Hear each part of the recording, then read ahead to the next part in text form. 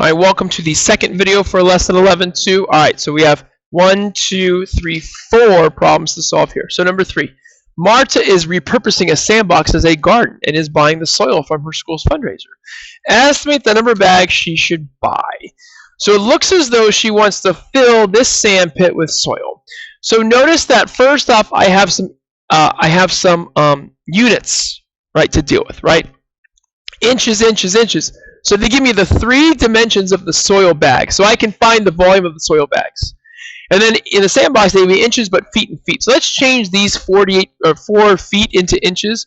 Remember that 1 foot is 12 inches. So we're going to take 4 times 12 to get 48 inches and 48 inches. And now I can find the volume of each object and then see how many of the bags go into the sand pit. So let's find the volume of the sand pit.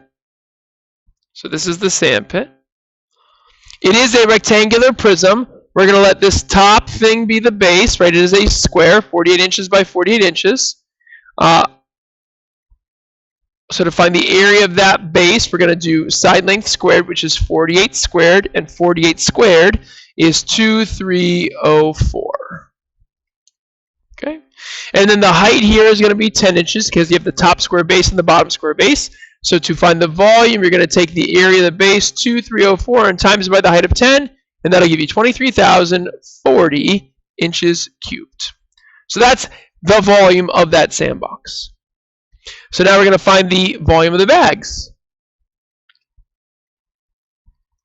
So again, they're estimated to be rectangular prisms. I know they have this shape to them, but we're going to estimate them as rectangular prisms. I'll use this as the base, so 10 by 18. So the area of the base is 10 times 18. That's 180, not 18,000 or 1,800. 180. And then we're going to let this 5 be the height. So we'll take the volume equals 180 times 5, and I believe that's 900. And that is inches cubed. And now to see how many bags we need, we simply take the 23,040, the full amount we have to fill, and divide it by the 900 to see how many bags we need. And when you do this, you get 25.6. If you want the whole thing filled, you have to round up no matter what. So even if it was 25.3, I would still round up to 26 bags. And that would ensure the whole thing is filled with slightly a little soil left over. All right, next, number 4. It says Benito has 15 neon tetras in this aquarium. Each neon tetra requires at least 2 gallons of water. What is the maximum number of neon tetras that Benito should have in his aquarium, right? So if you look here, this is a cylinder, okay? So a cylinder is still a rectangular, still a prism. It does have the volume formula pi r squared h, okay? But again, it's just the area of a circle. So down here, our diameter is 16, so then our radius is 8, half of that, and this is your height between the 2 circular bases. So to find the volume, we do pi times 8 squared times 32. And I'm not going to put the pi in the calculator. I'll do that at the very end. So when you do this, you get 2,048 pi, and that would be inches cubed. Right? Don't put the decimal in because you get a bigger number, you get a decimal number, don't worry about it. So now I need to see how many gallons that's going to be, right? So every gallon is equal to 231 inches cubed. So what I'm going to do is I'm going to take 2048 pi, and I'm going to divide by 231. This will tell me how many gallons of water this is. Okay? When you do that, you roughly get 27.85 gallons. Remember, don't forget the pi, right, to put the pi in this time. So now it says each tetra requires at least 2 gallons of water. So now I'm going to take this number and divide it by 2 to see how many tetras, or how many numbers of 2 gallons I have. And when I divide that by 2, I get 13.925. And this is an instance where you can't round up because that means a tetra is only going to have 0.075 if you know the mental math. So actually you have to round down.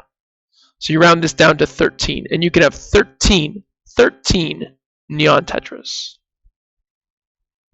and safely have room. You're going to have some room left over, but that's how many can safely be in. Sweet. All right, 2 more. Here we go. Number 5. It says a forest surveys giant sequoias by gathering data about the heights and circumferences of the trees. Should the forest use surface area or volume to describe the size of the sequoias? So to answer part 1, right, we're going to look at the volume, right? We want to know how much wood is used to make these trees, right? Trees are 3-dimensional shapes, so we're going to use the volume. So volume, again, it's because it's 3-dimensional shapes. And we want the amount of wood. The amount of wood it has. Right? Because say someone was trying to cut these down to build or make wood, you know, to produce wood. They would want to know how much wood it actually has. Okay, so now the second problem is the much more interesting problem to me. And it says, okay, what are the size of the sequoias shown? Rank them in order by size from largest to smallest. So when they give us the height and the circumference, we need to still find the volumes, which is the area of the base times the height. Because these trees are cylinders, we have the formula volume equals pi r squared h.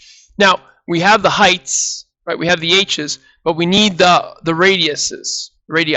We can get that from the circumference, yes? So from the circumference formula, which is c equals 2 pi r, right?